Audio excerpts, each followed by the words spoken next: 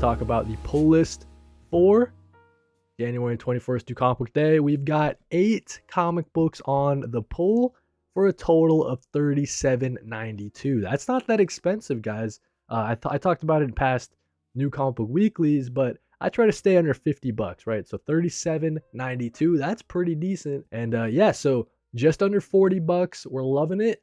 Let's see, what's the pick of the week? A lot of banger series from Image Comics. If we look down there, some pretty good stuff from Marvel. Got some decent stuff from DC as well. So let's talk about Captain America #6. I think this is probably the pick of the week. It's been a little bit of a hiatus. They finished their first arc, and I'm just loving everything Chip Zdarsky's doing. Valerio Schiti is on the interiors. Let me just make sure. Okay, this one we're having a little bit of an art switch up. We've got Delio Diaz coming into the art with Frank Alpizar. We'll have to see if that's the creative team for this entire arc. Let's just go ahead and check that real quick. Yeah, so it looks like they're sticking around for a little bit. That's all right, though. Haven't seen the art, haven't seen any previews, but I've just been loving this Captain America series. I think it's off to a great start, even though it does like another super soldier type of thing. Maybe people are tired of stories like that, but I think that Chip Zdarsky handled it really well. That David character, pretty compelling. So yeah, Captain America, looking forward to that. Cap is the book to read this week. So Meyer HQ in the chat agrees with me that Captain America #6 is the pick of the week. Let's stay along those same lines, right? Because from Marvel as well, we got Fantastic Four #7. Of course, this is Ryan North, Humberto Ramos continuing their series. And we know that the arc that they got right now, it's like Galactus is trying to reach out and communicate with the Fantastic Four, specifically try to reach out to talk to Susan Storm. Pretty interesting what's going on here with Ryan North's Fantastic Four series. I'm loving the fact that I jumped on with this new volume. Hopefully you guys are enjoying this Fantastic Four series as well. One of the highlights from Marvel for sure. It's just like good fun sci-fi wackiness that Ryan North excels at. And then I think that the Humberto Ramos interiors are really, really solid. So yeah, loving this Fantastic Four series. All right, so let's talk about some of the DC books before we get into all of the indies, because Image Comics is having a big week. But let's talk about Wonder Woman 29. So a lot of people are mad at Tom King. They say they don't like the Wonder Woman series. It's probably a surprise to you guys that I've been enjoying it quite a bit. There's the whole Mouseman stuff, right? If you don't like the Mouseman arc, I get it, but I really think this is like the highlight of the series for me. It's Wonder Woman going in to save an entire island full of people, like freeing them from this evil person. It's like a mini Warworld saga, right? So I thought it was excellent, but we do have Stephanie Williams and Jeffrey Spokes coming in to do a little 2-issue arc on Tom King and Daniel Sampier's Wonder Woman. So I'm excited to see what Stephanie Williams brings to the title. Maybe in the future, it would be cool to get Stephanie Williams and Jeffrey Spokes to be like the main creative team, having a woman write Wonder Woman. That could be pretty cool. But yeah, so we're just looking forward to this little 2-issue arc, seeing what they got going on here. Let's talk about Nightwing, number 134. So Nightwing, we know, has been kind of plagued by this villain called like the Zanny or something like that. And so this guy's pretty bad. He's been kidnapping a bunch of children, kind of luring them into his evil carnival tent. And yeah, the Zanny's a bad guy. Nightwing went into the Zanny's sort of dimension with the help of Martian Manhunter, got him into the dimension. So Nightwing, this is probably going to be a little showdown issue as Nightwing is trying to save a bunch of children. And yeah, we're loving what Dan Waters is doing. I think that Dexter Soy is officially off the title, and we're going to be getting, yeah, I would imagine for the next issue as well. Oh, next issue is Dexter Soy. So that's going to be the last Dexter Soy issue, I think, before Dennis Cohen comes in, starting with issue 136 and becomes the main artist for the title. So it does stink seeing Dexter Soy, leave the title, but we got some great issues with Dexter Soy all the way throughout. And Dennis Cohen's a legend, so Dennis Cohen coming in, pretty excited about that. But that's the Marvel comics and the DC comics that are coming out for New Comic Book Day, January 21st. Let's talk about some of the Image comics, because like I was saying, it's a pretty big Image comic week. Exquisite Corpses, issue number 9, coming out this week. James Tynion IV written. Tyler Boss also lending some of his writing talents on this one. Michael Walsh, of course, with Valentine D. Landro doing some of the assists. And I've been loving this Exquisite Corpses series. It feels like the series is coming to an end, but I think it's still got a lot of, I saw that Michael Walsh posted issue number 12, the script for it, or he's working for the art on it. So this series is going to go on for a little bit. Dude, we're excited for Exquisite Corpses to continue.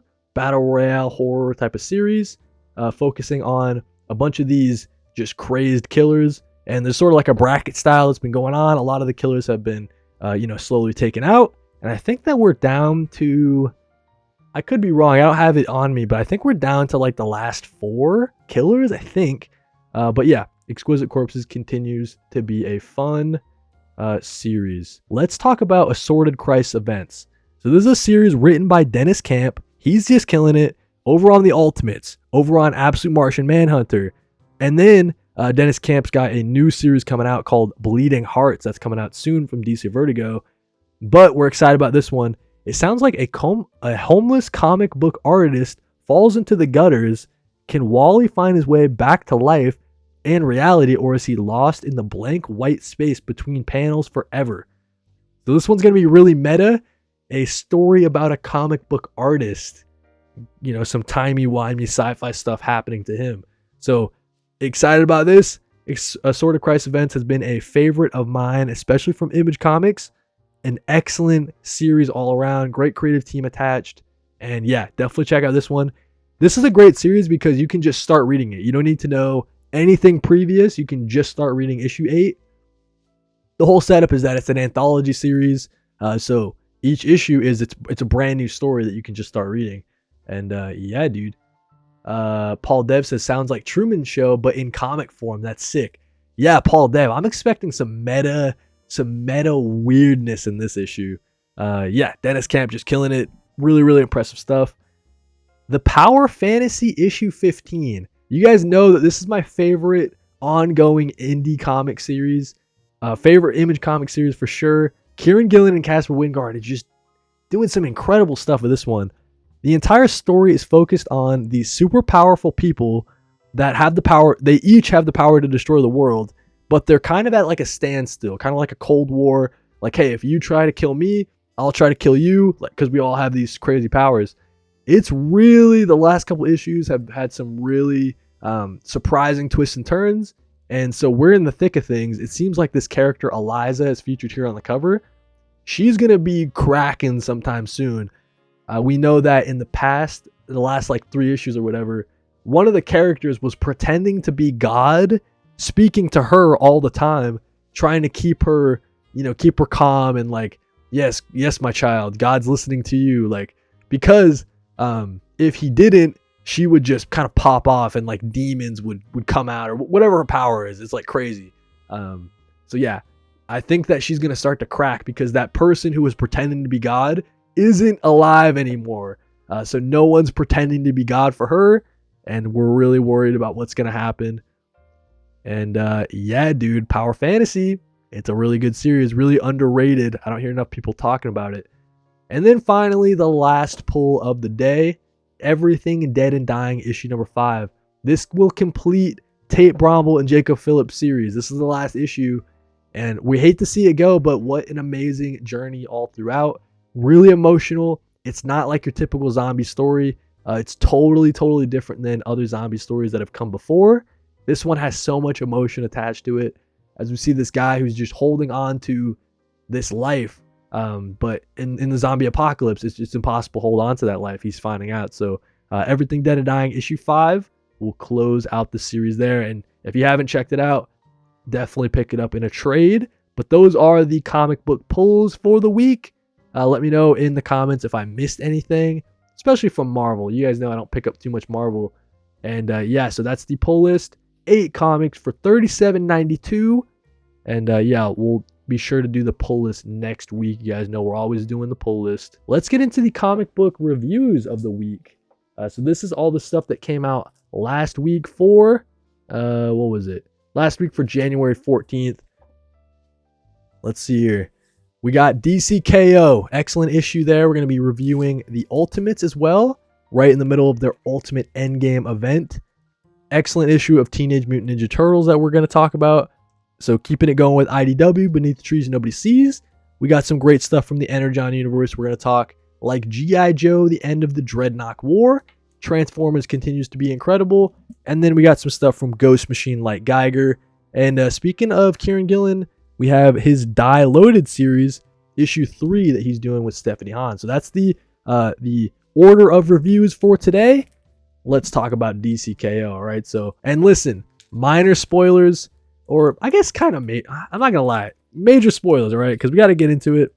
We know that this one was the final 8 were featured in this fight. And we know that, well, actually, yeah, it was the final 8. Yeah, it was the final 8, and they got to team up with whoever they wanted from the tournament, except for the Joker.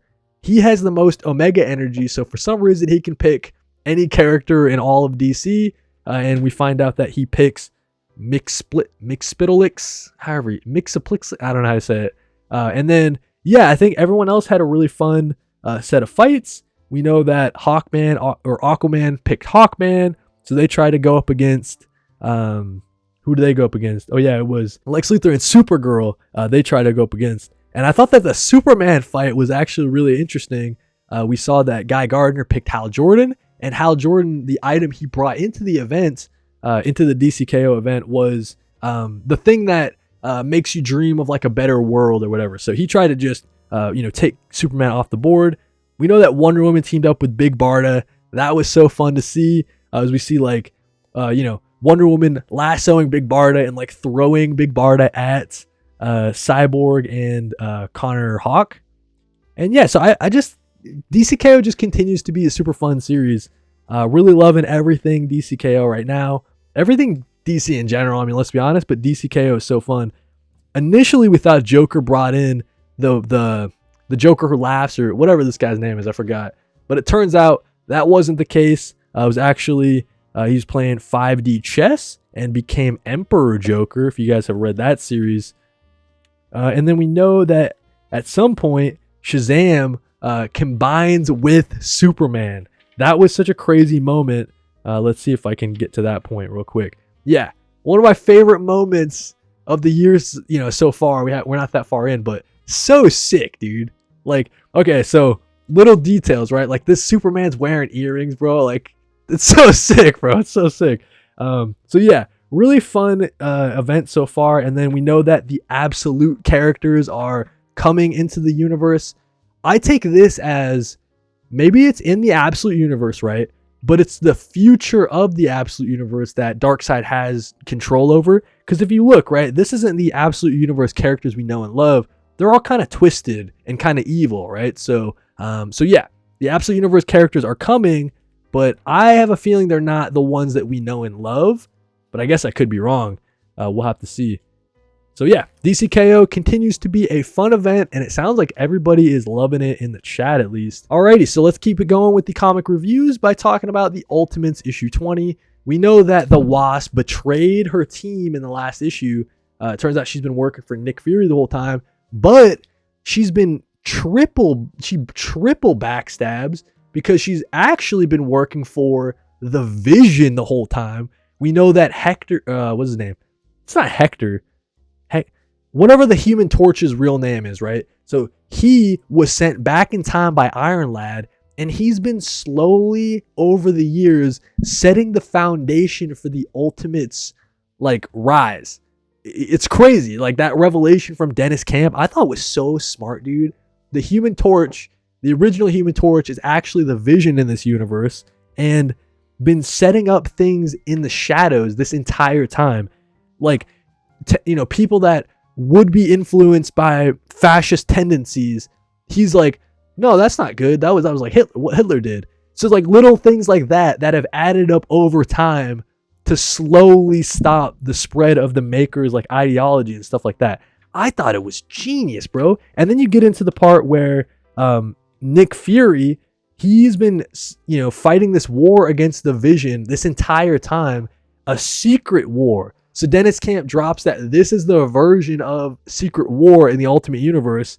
this Vision who's like Antifa to the core, fighting Nick Fury throughout all of time. So sick. And then we get to the part where the Wasp frees everybody. So we know she's back on our side now. And she's on the side of the Ultimates. And then we get the twist of this version of Rhodes, who's in the War Machine, which is actually just a giant mech. The city of Detroit fighting back, dude. So this series is awesome. I love the changes from Dennis Camp. Some really just smart stuff all the way across the board. I think Dennis Camp, it's just an example of, Dennis Camp just killing it again and again on this series. The Ultimates is really good. It's been my favorite Ultimate series. I think it's confirmed that now. Ultimate Spider-Man, it's too up and down, man. It's too up and down, and I'm not a fan of Messina on the art because you don't get the Kaketo on the art, you know what I'm saying? So I think that the Ultimates has been way more consistent for me.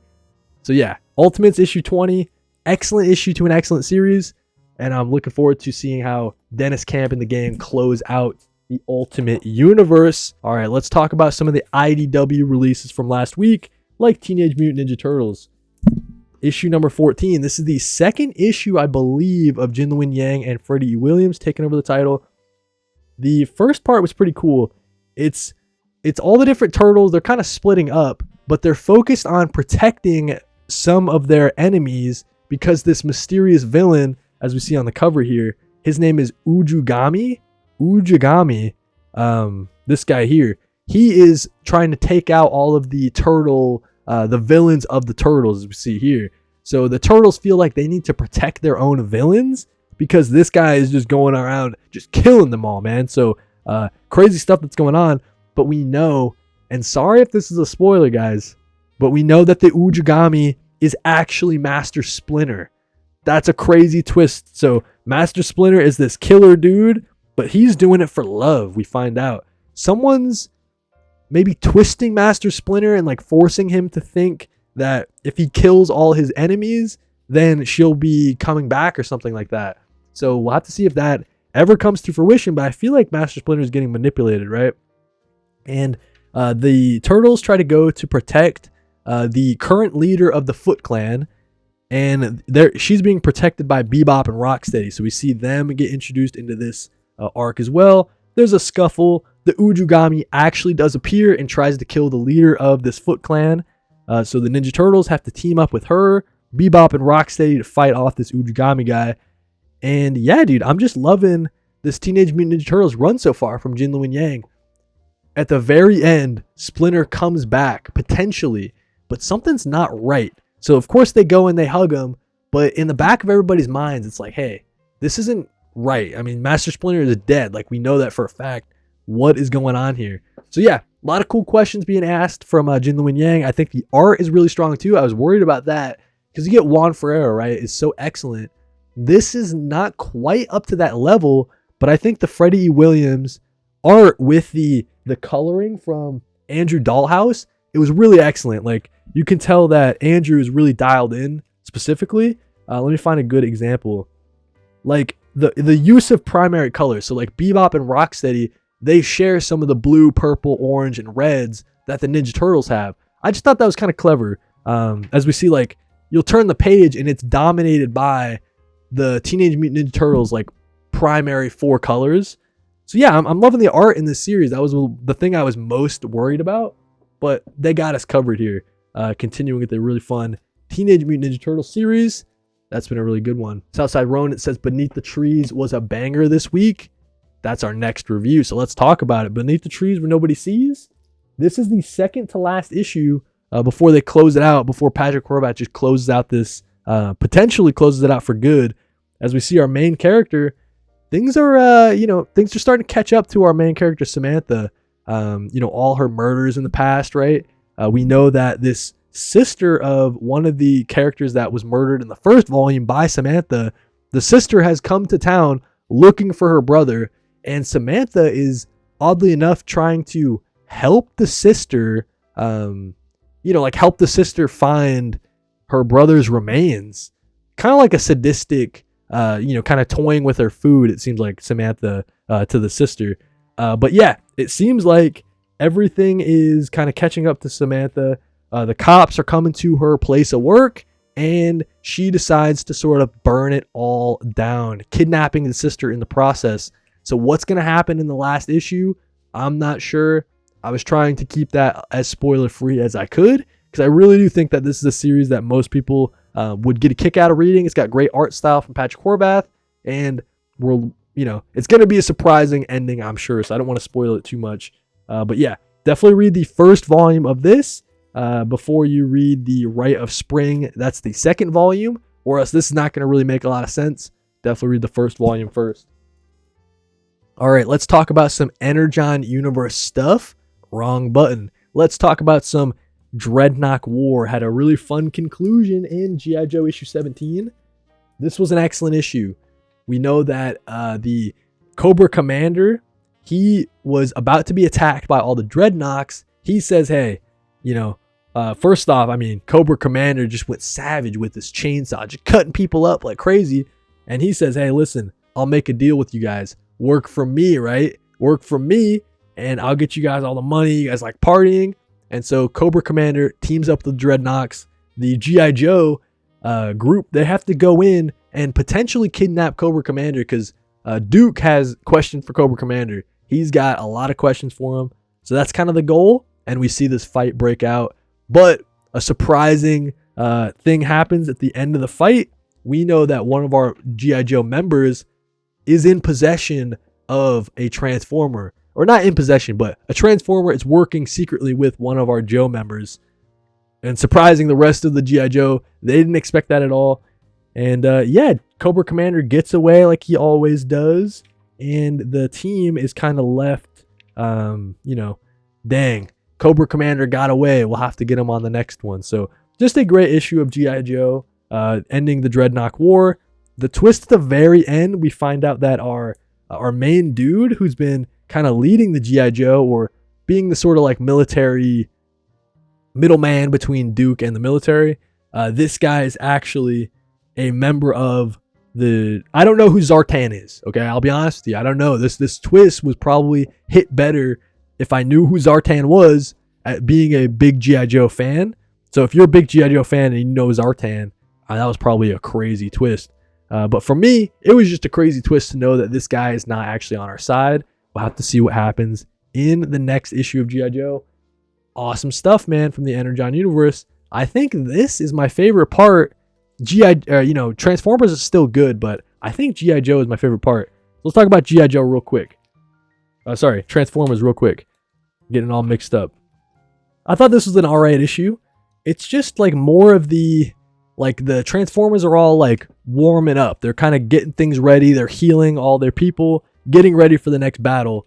And we know that the battle is coming because the Decepticons, they're kind of savage, dude. Like, we know Megatron's a bad guy, but he just crushes this Autobot's head with his hands and just starts drinking all his blood, drinking all of his, drain his spark, and is going to bestow upon him a permanent death. So Megatron's just going crazy, man. And he is close to, all the Decepticons are getting ready to attack the Autobots. So expect a big battle in the next issue. Fun stuff from Robert Kirkman and Dan Mora. It's just kind of weird because the last couple issues, it's like not a ton has happened. I feel like that's the Robert Kirkman sort of style, though. Like every issue, not a ton happens. Let me know. Am I crazy in saying that? I don't feel like that's a common theme with Robert Kirkman stuff. Let's talk about this Geiger series, man. So Geiger issue 20, a great place to start, by the way. So if anybody wants to start reading Geiger, you can start with issue 20. It was kind of like a reset point for the series. So we know that Geiger was split up from the rest of the gang in the last issue. He was doing some stuff at like a prison or whatever. But Barney, his two-headed dog, was able to return Geiger's carbon rods that he needs to stay under control. So Barney just, ran away from the main group and just went to find Geiger I don't know how Barney's able to do it, but he's able to locate Geiger like wherever he is. And so Geiger and Barney are reunited, and Geiger's kind of going through it again. He's kind of saying like, I tried hanging out with this big group. Things keep going wrong. So I think I'm just going to try going solo again. Me and Barney. That's how it was at the start. And he's kind of saying, you know, maybe that's it for Nate, and I'm not gonna hang out with Nate and Zigzag the Zebra anymore and stuff like that. So pretty sad stuff from Geiger, but he gets interrupted, all his sad moping, by this guy. This guy's name is the Northerner, as we see on the cover. He's like a time traveler, dude. I didn't catch the Northerner's origin in Redcoat. Like, I'm behind on Redcoat, so he's a character from Redcoat, but he has been transported into Geiger's time, and Geiger and him just kind of have this back and forth. At the same time, we know that Nate, the Nuclear Knight, now he's riding Zigzag, so that's badass. He's riding Zigzag like a horse. We know that Junkyard Joe and Dr. Molotov, I think that's Dr. Molotov. Yeah, it must be. They're still, split off from Geiger, like I was saying. So Nate and the rest of the gang, their goal is to go find Geiger. We'll see if that happens in the next couple issues. But cut back to Geiger and the Northerner just talking about how, for some reason, the Northerner is getting all this extra help from a mysterious person. Kind of just, the Northerner can send out a signal and say, hey, drop me weapons in this time. And then for some reason, the weapons just appear. So someone's helping the Northerner out. And we know that the Northerner has to go on a mission. I forgot where they're going. They're going to a specific place. They're going to Detroit. So Geiger's like, hey, I didn't want to go on any missions, but I guess I'll go on this mission with you, this little side quest. So Geiger, he's about to go beat some people up when the mysterious person helping the Northerner drops a time tank. So I guess Geiger's got a tank now. So I'm loving this series. Geiger's super fun. And like I was saying, a great place to start. This starts the next arc, I think. So you can start with Geiger issue 20. The last comic that we're reviewing today is Die Loaded issue 3. Man, quickly becoming one of my favorite ongoings right now from Kieran Gillen and Stephanie Hans. You need to read Die, like the first volume, but it's really interesting seeing the different characters from that first series. It's not the main cast from that first series. It's like all the, like the mom of the Saul in the first series. We have the wife of Ash in this series, and we have the daughter of, forgot her name in the first series, but one of the daughters whose name is Molly. And so Molly is in this now. So it's all the other characters from the first series, not the main cast that we know. This is Saul's mom. And it's interesting because all the different roles in Die, the roles are the same, but now there's just different characters taking up those roles. So we know that Ash's wife is now the person who makes deals with all the gods, the God Whisperer, I think. And we know that Saul's mom is the new dictator, so she can command people and make them do whatever she wants, but only one person at a time. That's like one of the rules of Die. Anyways, right? So as I'm flipping through, you guys are seeing this excellent artwork, but it is very much a continuation of that first Die series. I don't think you can start reading this and know what's going on. It might be kind of confusing, but man, just Stephanie Hans, incredible artwork. The colors in this are all just so beautiful. Every page was a treat to just kind of take in, right? And I'm loving where it's going from a story perspective. And yeah, Die Loaded, it's just excellent stuff from Kieran Gillen and Stephanie Hans. Definitely recommend it, but only if you read that first Die volume. But that's the comic book reviews for the week.